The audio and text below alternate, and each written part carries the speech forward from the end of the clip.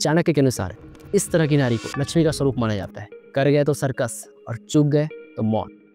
You don't have the options. Once it's गोल गोल रानी एंड यू नेवर नो कितना कितना पानी। नारी बीच सारी है कि सारी बीच नारी है, नारी की ही सारी है कि सारी की ही नारी। आजकल हाउस वाइफ की जगह एक वर्ड बहुत फेमस हो रहा है, होम मेकर। होम मेकर मतलब क्या? Respect, softness, caring, tone, sympathy, background. एकदम डोमिनेटिंग तो नहीं है, बाउंड्रीज क्रिएट करने वाली तो नहीं है। छोटी चीज है बट बहुत इंपॉर्टेंट है। और जो लोग ये बोलते हैं कि ड्यूटी बिल्कुल इंपॉर्टेंट नहीं है, वो झूठ बोलते हैं। घर को समझे, परिवार को समझने वाली होनी चाहिए, अंडरस्टैंडिंग होनी चाहिए। ड्यूटी क्या है यार, 4 दिन की है, खूबसूरती उसके बाद तो सब ढल जाना है। सो जो लड़के शादी करने वाले हैं या रिलेशनशिप में इंगेज होने वाले हैं, उनके लिए मैं कुछ पॉइंट डिस्कस करने वाला हूँ। सो मेरा फ्रेंड शादी करना चाहता है और शादी के लिए जो सबसे इंपॉर्टेंट चीज होती है उसकी शॉपिंग के लिए निकला है। क्या? साड़ी? नहीं। नारी? नहीं। नारी की साड़ी? नहीं नहीं, नारी विद साड़ी। बहुत कंफ्यूजन है। नारी बीच सारी है कि सारी बीच नारी है, नारी की ही सारी है कि सारी की ही नारी। नारी और साड़ी की कितनी इंपॉर्टेंस है, चाहे वह जन की पसंद नारी हो, चाहे वह मन की पसंद नारी हो। व्हाट्सएप और इंस्टा रील के जमाने में भी Indian culture values women a lot, इतना कि बड़े बड़े स्टेटमेंट आज भी उनके लिए बोले जाते हैं। जैसे हर सफल इंसान के पीछे औरत का हाथ होता है। Women hold up half of the sky, which is true. Women power, patience, dignity, courage, इसका एक मिला जुला कॉम्बिनेशन होती है। बट मैन को इसकी importance over the period of time समझ आती है, किसी के समझाने से नहीं, एक्सपीरियंस से। शादियों के सीजन में बेस्ट वैल्यू प्रोवाइडिंग नारी की तलाश शुरू है, मैन के सैलरी और स्टेटस के हिसाब से। मॉडर्न नारी विद मॉडर्न सोच के साथ फेमिनिज्म और टॉक्सिक फेमिनिज्म के अलावा नारी शक्ति और पापा की परी का कॉन्ट्रडिक्शन भी है। फिर भी फेमिनिज्म और टॉक्सिक फेमिनिज्म के बावजूद you can not deny the importance of women. Women have the power to influence। आजकल हाउस वाइफ की जगह एक वर्ड बहुत फेमस हो रहा है, होम मेकर। होम मेकर मतलब क्या? होम को मेक करना, बनाना, मतलब इन द सेंस मैनेज करना। हमारे पूर्वज इस बात को काफी अच्छी तरीके से जानते थे कि नारी एक होम मेकर ही रही है, इसलिए वो किसी भी नारी को अपने घर में लाने से पहले अच्छी तरीके से जांच पड़ताल करते थे, इसके बाद ही उसे अपने घर की बहू बनाते थे। एक नारी किसी भी पुरुष के उसके लाइफ के डिसीजंस, उसकी लाइफ, उसकी थिंकिंग को बहुत हद तक प्रभावित करती है। इसीलिए अगर सही जगह अगर आपकी शादी हो गई तो ठीक, वरना कर गए तो सर्कस और चूक गए तो मौत। सो जो लड़के शादी करने वाले हैं या रिलेशनशिप में इंगेज होने वाले हैं, उनके लिए मैं कुछ पॉइंट डिस्कस करने वाला हूँ। और अगर आप उसको मिस करते हो तो आप आगे जाके बहुत पछताने वाले हो, क्योंकि नारी एक स्त्री है और साड़ी उसका किरदार। किरदार में खूबियां और कमियां दोनों होती है। बिकॉज वंस नारी कम्स इन साड़ी, एक नारी जब अपनी साड़ी कमियां और खूबियों अपने किरदार के साथ आती है तो इट्स गोल गोल रानी एंड यू नेवर नो कितना कितना पानी। आगे मैं यह नहीं बता रहा हूँ कि लड़कियों को क्या करना चाहिए, कैसे रहना चाहिए, कैसे बिहेव करना चाहिए, नहीं, इट्स योर चॉइस। मैं यहाँ लड़कों को यह समझा रहा हूँ कि उन्हें लड़कियों में क्या सीख करना चाहिए, क्या देखना चाहिए। Because you don't have the options. आपको ढूंढना पड़ेगा नारी विद परफेक्ट साड़ी। तो अगर अपना मेंटल पीस, अपनी लिमिटेड एनर्जी और अपना वैल्यूएबल टाइम बचाना है, तो आपको ऐसी नारी देखनी पड़ेगी जो विद परफेक्ट साड़ी हो।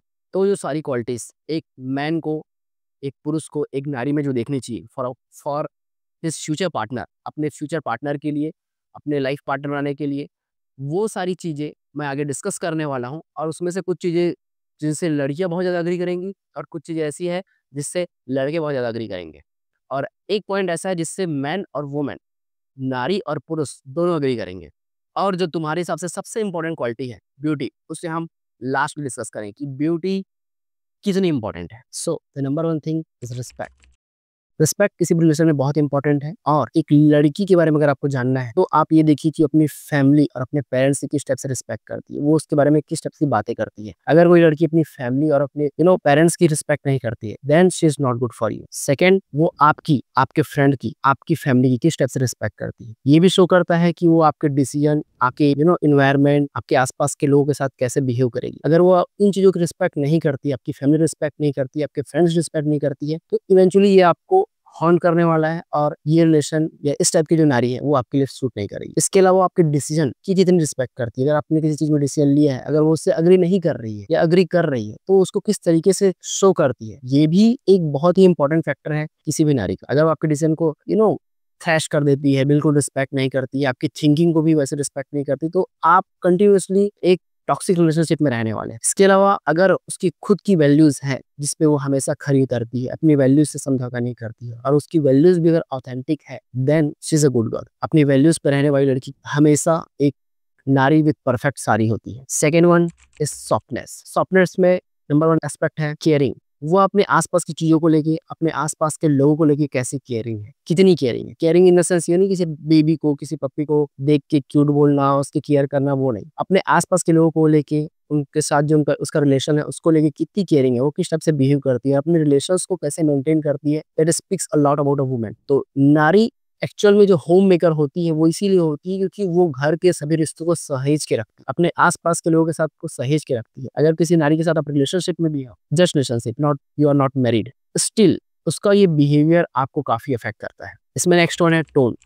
टोन, वो अपने आप को किस तरह से एक्सप्लेन करती है या आपको किस तरह से क्वेश्चन करती है। टोन का मतलब ये नहीं कि वो बहुत सॉफ्टली बात कर रही है तो आप बोलो कि नहीं इसकी टोन बहुत अच्छी है, या बहुत हाई पिच में बात करी तो उसकी टोन खराब है। बात करने का हाई पिच और लो पिच का एक मैटर है ही है, बट इंपॉर्टेंट यहाँ पे ये नहीं है कि हाई पिच टोन पे बोल रही है, लो पिच टोन पे बोल रही है। इंपॉर्टेंट यहाँ पे ये है कि वो जिस टोन में बोल रही है, क्या वो टोन किसी के डिसरिस्पेक्टिंग तो नहीं है। अगर वो टोन डिसरिस्पेक्टिंग है तो आपको हमेशा किसी भी सिचुएशन में, किसी भी कियोस में आपको उसके टोन हमेशा चुभने वाली है। सो ऐसी लड़कियों से बिल्कुल दूर रहना चाहिए। Next one is sympathy. अपने खराब टाइम पे भी, अपने बैड टाइम पे भी उन लोगों के साथ कितने अच्छे से रह सकती है। ऐसा नहीं बोल रहा हूँ कि अगर उसका खराब टाइम है तो बिल्कुल सबसे अच्छे से रहे। ऑब्वियसली किसी का भी मूड खराब होता है तो वो एक सर्टेन वे में बिहेव करता है, ये सभी के साथ होता है। बट वो क्या किसी रिलेशन की उस टाइम पे कदर करना जानती है या नहीं जानती है, ये भी एक लड़की के बारे में बहुत कुछ बताता है। तो जस्ट बिकॉज आपको टेंशन है डजंट मीन आप हर एक चीज छोड़ते फोड़ते चलेंगे और रिलेशन को खराब करते चलेंगे। तो ये एक नारी की बहुत इंपॉर्टेंट क्वालिटी है कि वो अपने में एम्पैथी कैसे रखती है। तो नेक्स्ट वन इज थिंकिंग। और थिंकिंग में नंबर वन इंपॉर्टेंट पॉइंट है इमोशनल इंटेलिजेंस। इमोशनल इंटेलिजेंस, हम सभी एक इमोशनल क्रिएचर्स है, भावनात्मक प्राणी है, और हम सभी को किसी भी चीज़ को करने के लिए किसी न किसी इमोशंस, किसी न किसी रीजंस, डिफरेंट चीज़ों की जरूरत होती है। और आपने बहुत सारी ऐसी लड़कियों को देखा होगा जो, एक तो लड़कियां ऐसे ही इमोशनल रहती है, बट जो अपना हर एक डिसीजन, हर एक एक्शन इमोशन के बेस पे लेती है या इमोशन से ज्यादा अफेक्ट होती है, वो लड़कियां इमोशनली वीक होती है। और उन लड़कियों को आपको हमेशा बेबी सिटिंग करती रहनी पड़ेगी। क्यों? क्योंकि अगर आपको किसी काम पे आना है, अगर आपको कुछ करना है जिसमें अगर आप कुछ सोच रहे हो बट उसका इमोशन उस टाइम पे कुछ और है, तो वो अपने इमोशन के कारण आपकी किसी भी सिचुएशन को समझेगी नहीं, अपने इमोशन के हिसाब से एक्ट करेगी, आपसे बात करेगी, आपसे किसी चीज की डिमांड करेगी, and that is going to haunt you every single day, every single hour, जब तक आप उसके साथ रिलेशनशिप में है। तो emotional intelligence is a crucial part for anyone, सिर्फ लड़कियों के लिए नहीं, लड़कों के लिए। बट क्योंकि लड़कियां ज्यादा भावनाओं के साथ रहती हैं, उनमें भावनाएं बहुत ज्यादा होती है और वो समय समय पे बहुत डिफरेंट तरीके से उनमें वो भावनाएं निकल के आती है। तो अगर उनमें इमोशनल इंटेलिजेंस नहीं है, अगर वो अपने इमोशंस को हैंडल करना नहीं जानती है, then is not good for you. अगर ये डिसक्वालिटी किसी में दिखती है तो बिल्कुल दूर रहो। Next one is background. थोड़ी सी कंजर्वेटिव सोच है कि किसी लड़की का बैकग्राउंड उसको डिसाइड नहीं करता है, and all, but most of the case में ये देखा गया है कि लड़की का बैकग्राउंड काफी अफेक्ट करता है। और खासकर लड़की के माँ की सोच, वो किस पैटर्न पे बात करती, किस तरीके से रहती है, उसकी सोच कैसी, वो लड़की के पूरे बिहेवियर को इफेक्ट करता है। काफी रिसर्च में ये शो किया गया है, जैसे कि ये रिसर्च। नेक्स्ट वन, अगर किसी का पास्ट है तो लड़की अपने पास्ट से कैसे डील करती है, दैट इज रियली इंपॉर्टेंट। क्या वो बात बात पे अपने पास्ट की बातों को ला ला के आपसे सिंपैथी गेन करने की कोशिश करती है, तो उससे क्या होगा कि आपको हर वक्त बेबी सिटिंग करना पड़ेगा। अगर कोई लड़की इमोशनली वीक है तभी ये चीज बार बार करेगी, अपने पास्ट को बार बार लाएगी, आपके सामने रखेगी डिफरेंट डिफरेंट तरीके से, जिससे आपको भी डिस्टर्बेंस होगी और आपका रिलेशन भी डिस्टर्ब होगा। तो ऐसी लड़कियों से जो इमोशनली वीक है और अपने पास्ट को बार बार लाती है ताकि आपसे सिंपैथी गेन कर सके, उनसे दूर रहो। Next one is jealousy, insecurity and judginess. लोग, हम सभी ह्यूमंस हैं, हमको ये सारी फीलिंग्स आती है, हम कभी ना कभी जेलस होते हैं, हम कभी ना कभी इनसिक्योर फील करते हैं, हम मोस्ट ऑफ टाइम लोगों को जज करते हैं, ये होता ही है। बट जैसे अगर आप कोई लड़की, कोई नारी जेलस फील कर रही है तो उसके बाद उसका बिहेवियर काफी मैटर करता है। ऑब्वियसली हम सभी फील करते हैं जेलस, बट अगर कोई पर्सन अगर जेलस फील कर रहा है, किसी चीज से जेलस हो गया है, ये देखो कि उसके जेलस होने पर उसका बिहेवियर कैसा है, वो इनसिक्योर जब फील करे तब उसका बिहेवियर कैसा है, या लोगों को किस तरीके से जज कर रही है। ये एक लड़की के बारे में काफी कुछ बताता है। Just because you are feeling jealous, आप ये नहीं कि आप किसी भी तरीके से बिहेव कर रहे हो, कुछ भी बोल रहे हो, ये नहीं कि अगर आप इनसिक्योर फील कर रहे हो तो बहुत ही अजीब तरीके से आप अपने पार्टनर के साथ रिएक्ट कर रहे हो, दैट इज नॉट गुड। तो अगर ऐसा किसी लड़की में अगर आपको दिखता है तो वो भी एक बैड साइन है। हाँ, ये टाइम के साथ क्यूरेबल है, ये आप ठीक कर सकते हैं, but it is a very important quality कि वो अपने उन समय पे भी कैसा रिएक्ट करती है। The next one is soul.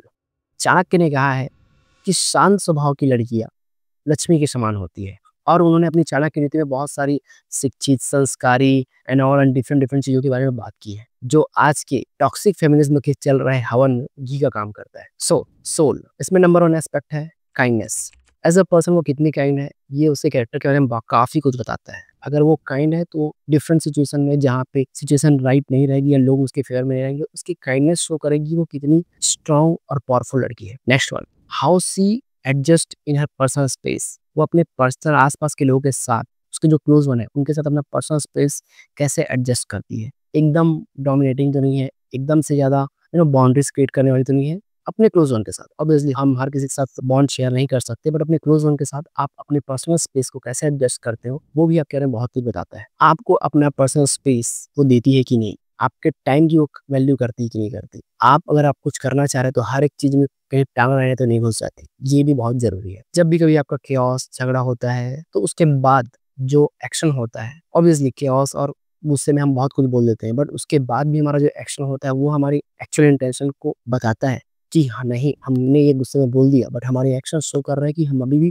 तुम्हारी केयर करते हैं। That is very important. तो कभी भी केओस और झगड़े के बाद के एक्शन को जज करो। अगला छोटा बहुत इंपॉर्टेंट पॉइंट इज ह्यूमर। छोटी चीज है बट बहुत इंपॉर्टेंट है। कैसे? अगर आप अपने पार्टनर के साथ हैं, अगर वो आपकी किसी जोक्स को फेस पे रिजेक्ट कर देती है, हंसना तो छोड़ दो, फेस पे रिजेक्ट कर देती है, आपके जोक्स ही खराब हो, ये भी हो सकता है, इसमें कोई डाउट नहीं है, बट अगर आपके जोक ओके हैं तो क्या होता है, जब पार्टनर के साथ आपका कनेक्शन होता है तो आप जब भी नॉर्मल जोक्स करते हैं तो उसमें एक लाफ्टर आ जाता है। अगर आप उससे कनेक्टेड है तब, अगर आप कनेक्टेड नहीं है, आप दोनों का रिलेशन एक में एक कनेक्शन नहीं है, then she is not going to laugh at any of your joke. और अगर कनेक्टेड, बहुत अच्छा कनेक्टेड फील कर रहे हो तो बात बात पे हंसी आ जाएगी। सो ये भी बहुत इंपॉर्टेंट पार्ट है कि मेल ये फील करेंगे और फीमेल हमेशा ये फील करेगी कि जो सुनते ये नहीं है, इंपॉर्टेंट नहीं है। और जो कनेक्शन अगर आपका सही से बिल्डअप हो गया है तो आप नॉर्मल सी बात पे एक दूसरे पे लाफ्टर दोगे एक दूसरे को और इसको कैजुअली लोगे और एंजॉय करोगे relationship. Now the final one, लड़कों के हिसाब से वेरी इंपॉर्टेंट इज ब्यूटी। अगर नारी में ये सारी क्वालिटीज है जो हम डिस्कस कर रहे हैं, तो नारी विद परफेक्ट सारी अगर है, यस ब्यूटी इज इंपॉर्टेंट। और जो लोग ये बोलते हैं कि ब्यूटी बिल्कुल इंपॉर्टेंट नहीं है, वो झूठ बोलते हैं। कि बहुत बार आपने देखा होगा कि जैसे शादी के टाइम आता है तो लड़के ये डायलॉग मारते हैं, अरे यार घर को समझिए, परिवार को समझने वाली होनी चाहिए, अंडरस्टैंडिंग होनी चाहिए। ब्यूटी क्या है यार, 4 दिन की है खूबसूरती, उसके बाद तो सब ढल जाना है। ये वही लड़के हैं तो शादी के पहले लड़कियों को सिर्फ ब्यूटी देख के पसंद कर देते हैं। अब क्योंकि ऐसी लड़की की शादी हो रही है जो उनके हिसाब से ब्यूटीफुल नहीं है, तो वो ऐसी बातें करते हैं। बाकी generally yes it is important, but उन खूबियों के साथ। अगर वो खूबियां नहीं है और जस्ट अगर आप किसी का सिर्फ चेहरा देख के उसे पसंद कर रहे हैं और उसे अपना जीवन साथी बनाना चाह रहे हैं, उसके साथ रिलेशनशिप में आना चाह रहे हैं, तो ये लॉन्ग लास्टिंग नहीं है। और अगर आप चल भी गया तो वो पीसफुल ही रहेगा, आपको वो फीलिंग ही नहीं आएगी, आपकी लाइफ में वो रोमांच नहीं होगा, आपकी लाइफ में वो स्पार्क नहीं रहेगा। तो इट्स योर चॉइस, देख सकते हो किस टाइप से आप रहना चाहते हैं, it's completely your choice. But लड़कों को हमेशा नारी और उसकी सारी मीन्स नारी एज ए स्त्री और सारी की क्वालिटीज, उसका किरदार, उस किरदार में कितनी कमियां हैं, कितनी खूबियां हैं, इसको ध्यान में हमेशा रखना चाहिए। तो क्या आपको नारी और सारी का डिफरेंस समझ आया? Why I am making this video, क्यों इसको बनाया गया? तो रिसेंट में हम लोग बहुत सारी चीज़ें ऐसी देख रहे हैं जिसमें क्या हो रहा है कि किसी फेमस सेलिब्रिटी ले लो या फिर कोई ऐसे लोग ले लो जिनका रिलेशन काफ़ी अच्छा लग रहा था लोगों को स्टार्टिंग में, बट थोड़े टाइम बाद चीज़ें बिगड़ती गई या फिर कुछ होती गई। उसमें बहुत सारे रीज़न ये भी रहे। ये नहीं बोल रहा हूँ कि इसी में से रीज़न रहे हैं, बट हाँ बहुत सारे रीज़न इनमें से भी हैं जिसके कारण जो रिलेशन था, जो लॉन्ग लास्टिंग होना था, वो नहीं हो पाया।